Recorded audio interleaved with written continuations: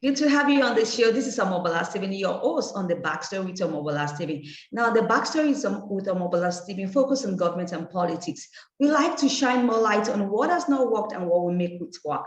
With disruptive mindship conversations from experts and professionals from across the globe. On today's show, I have Karol, who is the head of Product Experience at Translator Incorporated. Now, for more than 20 years, he has been in social justice spaces as a teacher, DI consultant, writer, public speaker, and facilitator, specializing in guiding white people to confront racism and be unapologetic anti-racist. Jared has extensive experience in Fortune 500 companies, facilitating difficult conversations and coaching executives to be impactful storytellers. Now, his first book, The White Guy Confronting Racism, An Invitation to Reflect and Act, was released in November 2021. An avid reader, accomplished musician, and active mediator. He lives with his partner and teenage twins in the San Francisco Bay Area. Now, I like to call him the white guy confronting racism. Welcome to the show with me, Jared. Thank you. Yeah, thank you so much, Omobola. A great introduction. Glad to be here. Thank you for having me. Thank you for joining me on the Backstory with Omobola Stephen, Jared. Now, I'm looking forward to a really worthwhile conversation with you on the show today. Jared, what does it mean for a white guy to show up in unapologetic support of Black people and their lived experience? Is that something that we need to know? Yeah, so thank you. I mean, it's a great way to dive right into this topic. What it means for me and what I try and help others, white folks, whether it's one-on-one conversations or in my writing or in when I facilitate workshops, is how do we show up where we understand that our norm, right? Like my norm as a white man and all the privileges that I have, all the things I don't have to think about, from police, brutality to not getting a promotion to being, all these things.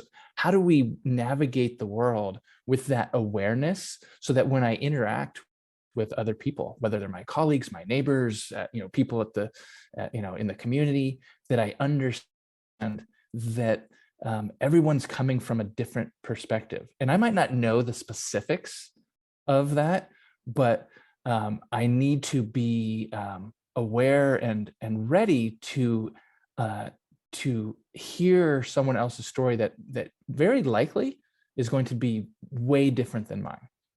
So we're really kind of about this kind of emotional intelligence and this humility, this racial and cultural humility that even though I'm part of the dominant, at least in America, right, part of the dominant culture, the dominant race, doesn't mean I'm better. Doesn't mean I'm superior. Doesn't mean that my norm is the norm.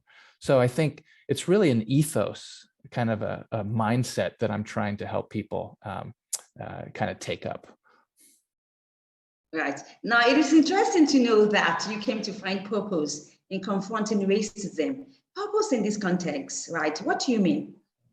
So here's the thing. It's about, when we bring, so I actually am a certified purpose coach, which, it's kind of another topic, but really it gets around like intrinsic motivation.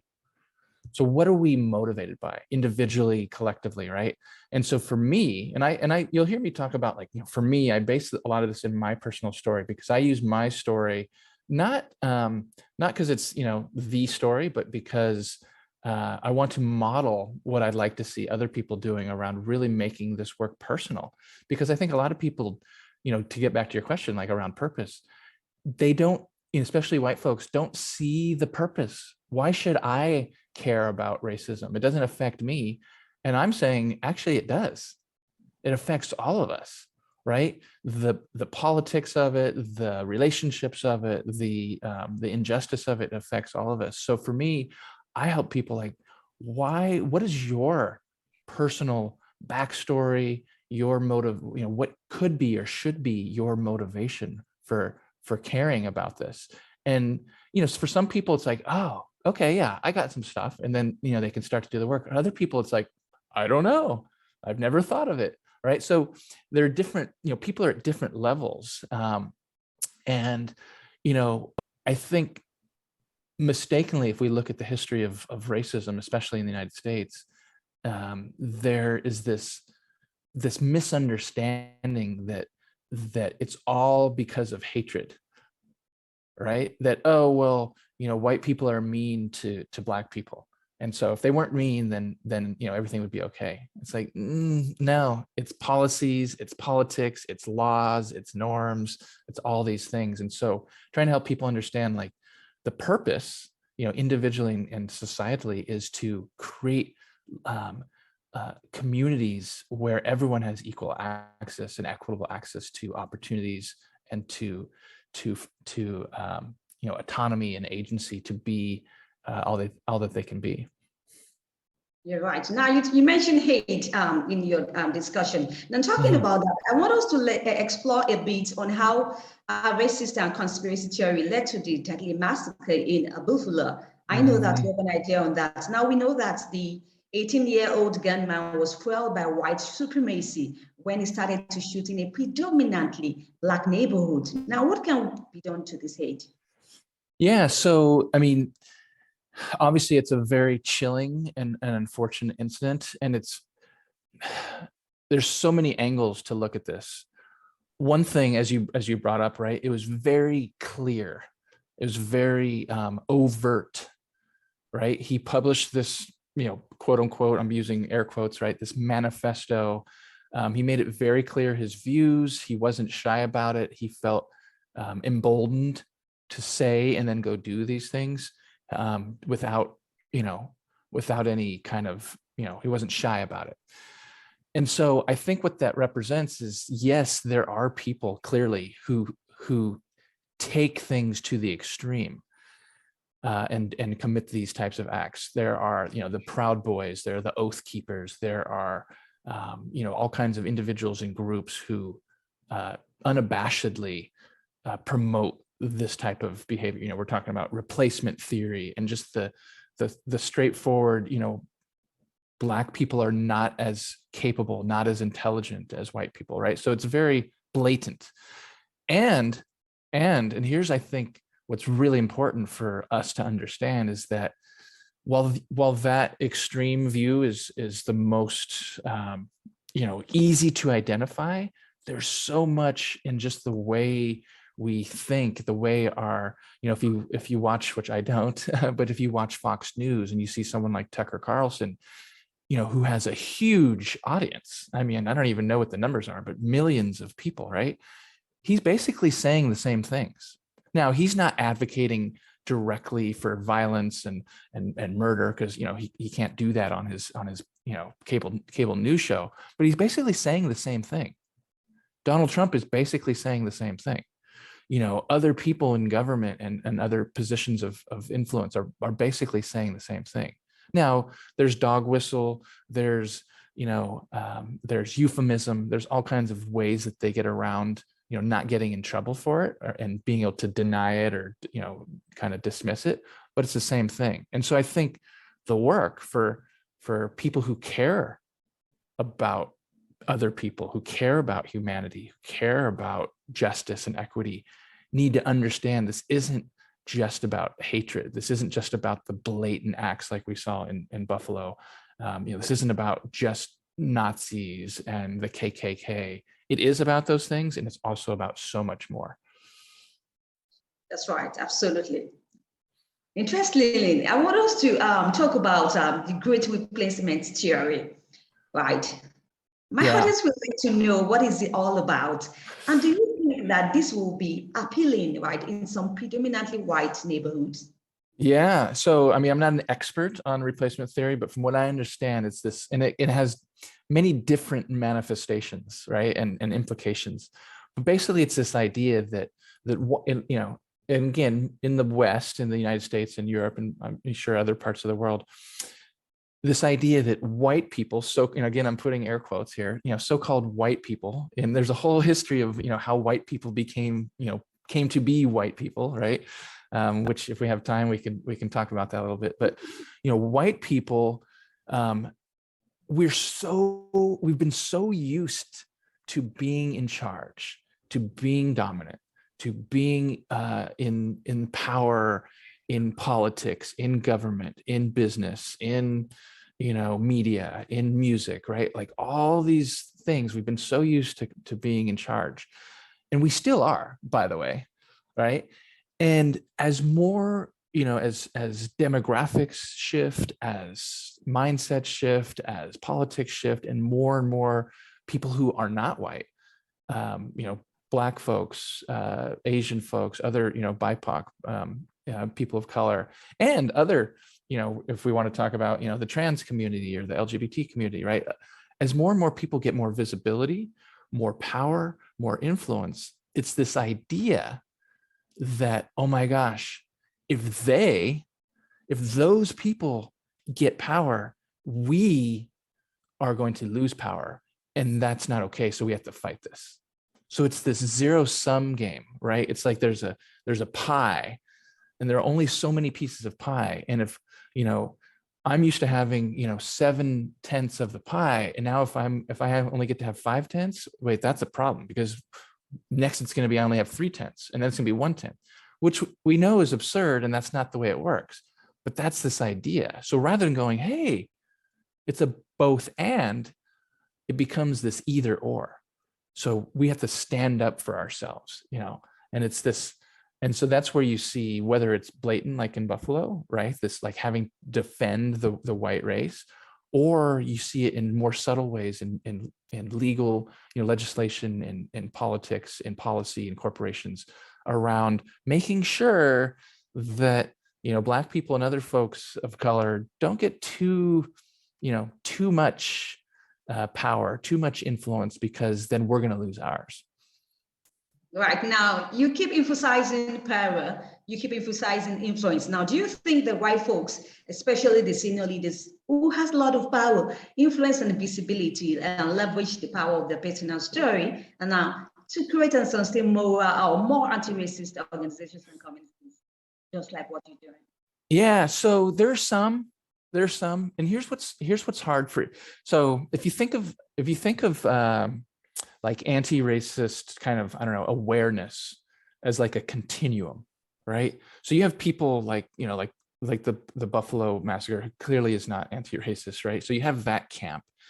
And then you have, on like the far other side, you have people who are just like, I call them, social justice warriors. So they're in the bomb throwing stage of their revolution, right? They're all about rhetoric and just right. And then you have, this whole continuum of where people are. So I've found that most white leaders in who I work with directly, or who I see just kind of, in organizations, are pretty in the middle. And there's some who would lean like, yeah, I don't really believe in this stuff. So maybe they're not openly antagonistic, but they're also not, they might say a few things just to kind of, cover their asses, right? They might say some things, but they're really kind of just, they're not really saying much. They're not leveraging their power. But who I really like to work with are the people who they have a conscience, and they say, hey, I know I'm the CEO, or I'm, whatever my role is, I know I have a responsibility. I don't know a lot, but I want to do the right thing.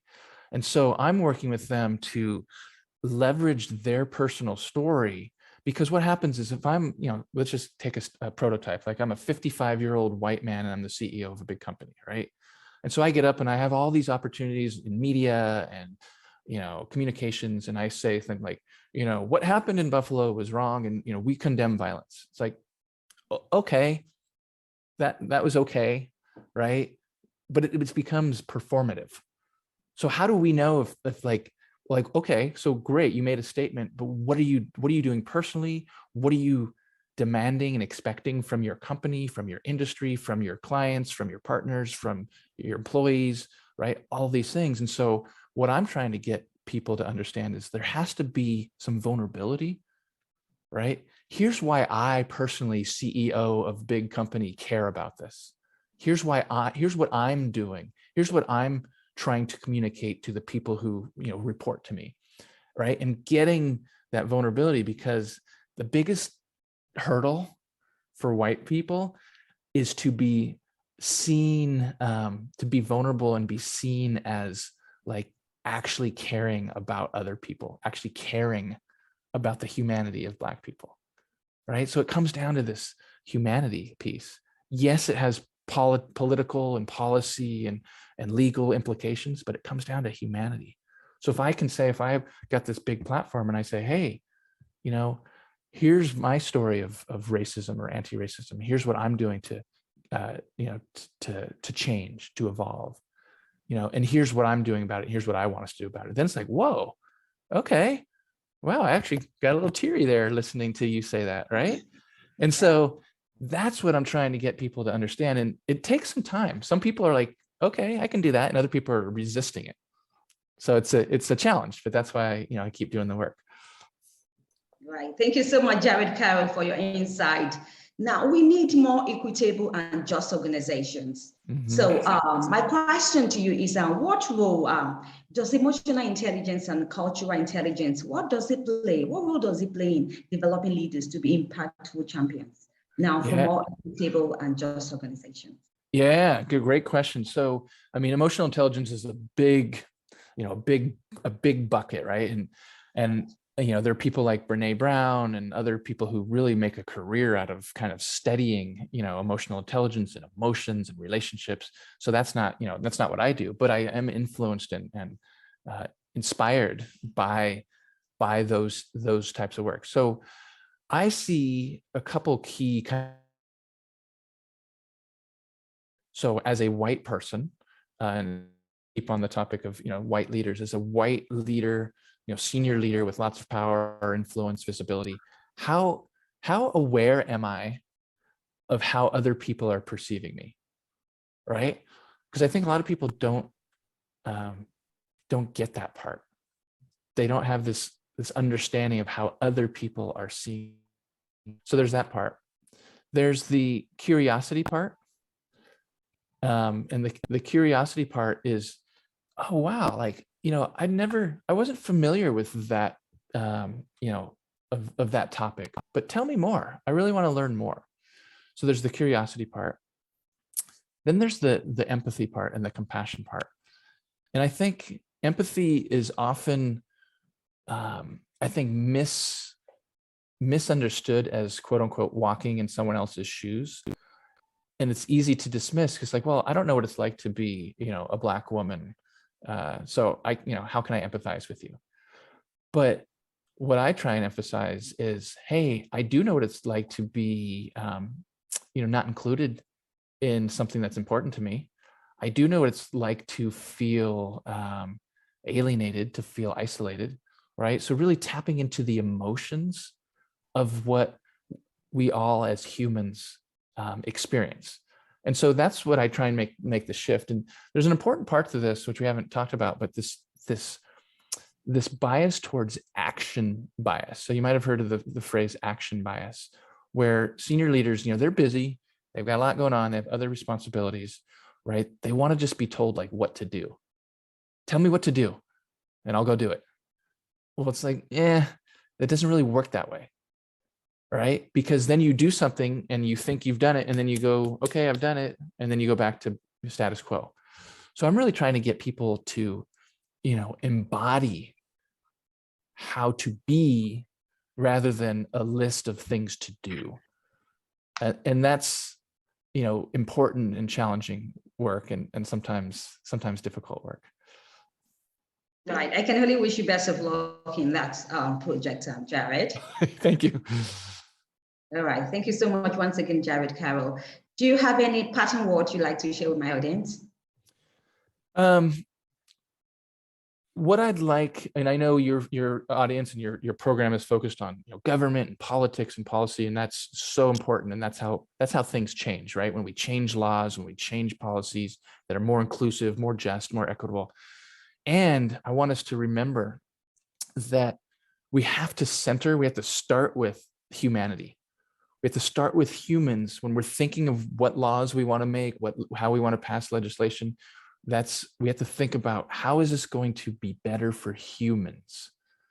And how are the laws that we make going to help humans, individuals, groups have more agency, have more autonomy, have more equity, have more power, influence, justice, etc.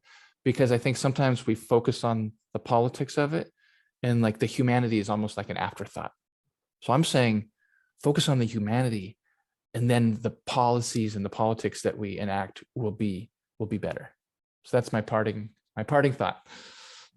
Thank you for the parting shot. Right. Any social media handles in your?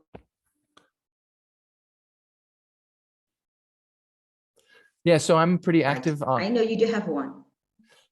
Yeah, I'm pretty active on LinkedIn, so you can just find me at Jared Karol on LinkedIn, JaredKarol. That's really the only social media I do. I kind of try and stay off Twitter and Facebook and other things. And then, yeah, you can just go to awhiteGuyConfrontingRacism.com, and that's where the book is, and you can order it there, and it's available internationally too. So yeah, anyone can get it, and then anyone can enjoy it, and hopefully learn from it. Yeah, we do. It's a pleasure having Jared Karol on the Backstory with Omobola Stephen, right? Like, if you'd like to be a guest on the show, you can mail me at omobolastephen.outlook.com. I'll be looking forward to your mail. It's really been a worthwhile time having Jared on the show today. Let's do this some other time. Till I come your way, I need it to be.